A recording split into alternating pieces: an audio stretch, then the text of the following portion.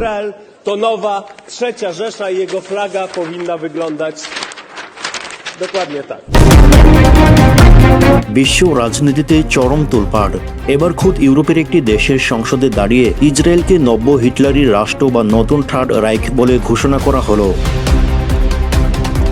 শুধু তাই নয়, সংসদের ভেতরে ইসরায়েলের পতাকার মাঝখানে স্টার অফ ডেভিল বা তারা চিহ্নটি সরিয়ে সেখানে বসিয়ে দেওয়া হলো হিটলারের নাৎসি বাহিনীর স্বস্তিকা চিহ্ন। এমন এক নজরবিহীন ও বিস্ফোরক কাণ্ড ঘটে পোল্যান্ডের সংসদে।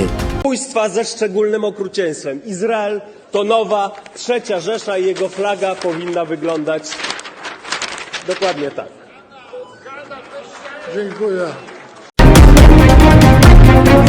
পোল্যান্ডের প্রভাবশালী সংসদ সদস্য কনরাড বেরকোচিভ দেশটির সংসদে দাঁড়িয়ে দেওয়া এক ভাষণে ইসরায়েলের কঠোর সমালোচনা করেন। তিনি অত্যন্ত সাহসের সঙ্গে সংসদে তুলে ধরেন গাজায় চলমান ইসরায়েলি গণহত্যা এবং একই সঙ্গে ইরান ও লেবানন ও ইয়েমেনের বিরুদ্ধে ইসরায়েলের যুদ্ধ এবং তার ভয়াবহ আগ্রাসনের চিত্র।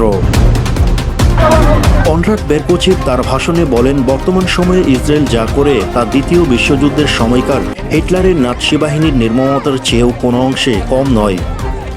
তিনি সরাসরি ইসরায়েলের বর্তমান অপরাধগুলোকে হিটলারের থার্ড রাইখের সঙ্গে তুলনা করেন।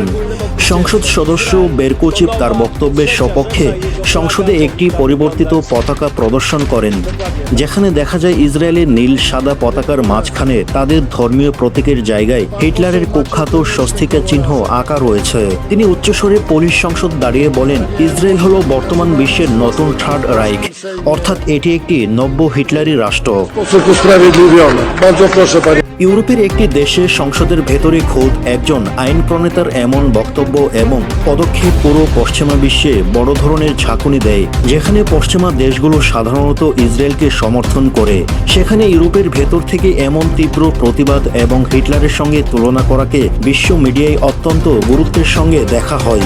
এর ফলে ইসরায়েল ও পোল্যান্ডের কূটনৈতিক সম্পর্কে বড় ধরনের ফাটল ধরতে পারে বলে ধারণা করে বিশেষজ্ঞরা। দর্শক, পোল্যান্ডের এই সংসদ সদস্যের এমন সাহসী পদক্ষেপ এবং ইসরায়েলকে হিটলারি রাষ্ট্র বলার বিষয়টিকে আপনি কিভাবে দেখছেন? আপনি কি তার এই বক্তব্যের সাথে একমত? আপনার মূল্যবান মতামত অবশ্যই নিচে কমেন্ট করে জানান।